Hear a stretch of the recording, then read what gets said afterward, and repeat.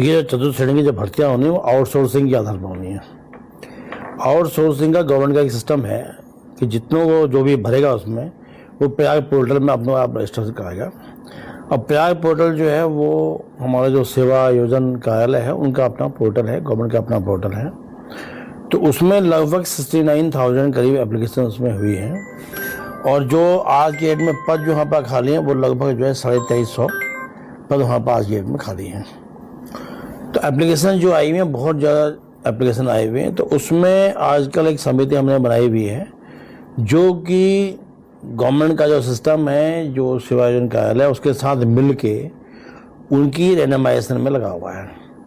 तो जिस दिन रैंडमाइज होके आ जाएंगे, बहुत बड़ी संख्या उसमें समय लगता है और चूँकि ये बहुत ज़्यादा एक सेंसिटिव भी होता है, इसमें कोई भी जो भी एप्लीकेशन आई हुई है उसमें विचार होना चाहिए। तो इसलिए रैंडमाइज प्रथा उसमें है, सिस्टम एक है जो पूरी प्रोसेस में चल रही है और जब पूरी प्रोसेस ख़त्म हो जाएगी तो उसके बाद ही फिर ये जो प्रक्रिया है जो उसका पालन तब किया जाए, क्योंकि इसमें कई सारी चीज़ें, तो स्थानीय व्यक्ति भी उसको होना चाहिए।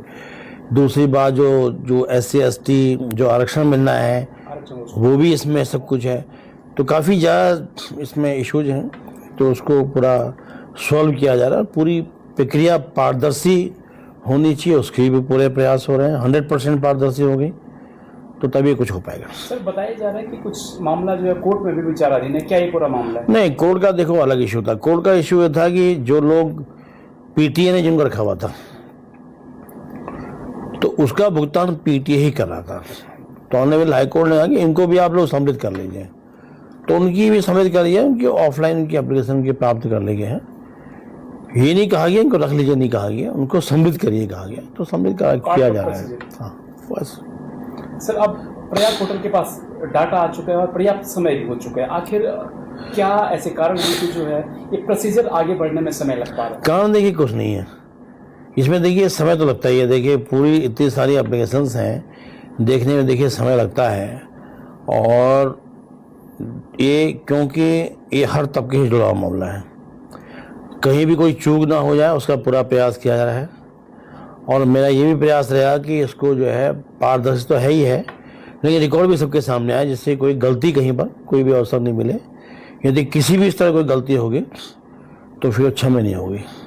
क्या माने सर, कब तक ये भर्ती पूरे होने का?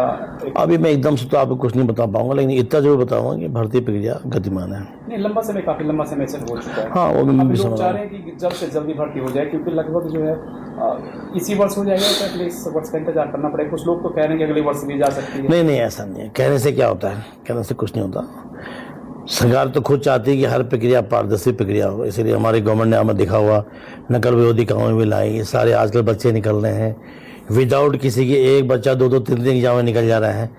तो ये तो गवर्नमेंट ने पूरी व्यवस्थाएं की हुई हैं। तो वही व्यवस्था है कि पारदर्शी हो, तो इसलिए थोड़ा समय लगता है। पारदर्शिता लाने के लिए क्या क्या प्रयास किए जा रहे हैं, और आउटसोर्स जो एजेंसी है उसे किस प्रकार का तालमेल आप लोग बैठा पा रहे हैं? देखिए आउटसोर्सिंग एजेंसी को तो सबसे लास्ट में मिलेगा, जब सारी प्रोसेस जो है हो जाएगी, जब पूरा रैंडमाइजेशन हो जाएगा, तब उसके बाद उनके काम जो है शुरू होता है। और उनके साथ भी MOU किया गया है। यदि उसकी इस तरह कोई गलती है तो उनका भी MOU को कैंसिल करने के लिए बाध्य भी हो जाएंगे। तो इसलिए सरकार कहीं भी नहीं चाहती कोई गलत काम हो, कोई भी ऐसी प्रक्रिया हो, किसी को भी कोई नुकसान हो, ये नहीं चाहती है। तो उसी दिशा में जो हमको टास्क मिला है उस दिशा में हम लोग भी काम कर रहे हैं। सर, जो युवा है प्रदेश का, बेरोजगार युवा, वो ये जानना चाह रहे हैं कि आखिर किस स्टेज पर ये आके रुका हुआ है मामला? स्टेज तो फाइनल स्टेज है, इस समय उसकी प्रोसेस चल रही है। हमने एक कमेटी बनाई हुई है, तो कमेटी अपना काम कर रही है। टाइम लगता है थोड़ा सा। क्या इसमें इंटरव्यू का भी शेड्यूल है? इंटरव्यू कुछ नहीं, कोई इंटरव्यू नहीं है। किस बात का इंटरव्यू? सिलेक्शन मेथड क्या रहेगा सर? मैं जो जियो में लिखा हुआ है, आप उसको जियो का अध्ययन कर लीजिएगा। जियो में जो स्पष्ट लिखा है उसका अक्षरशः पालन कराया जाएगा।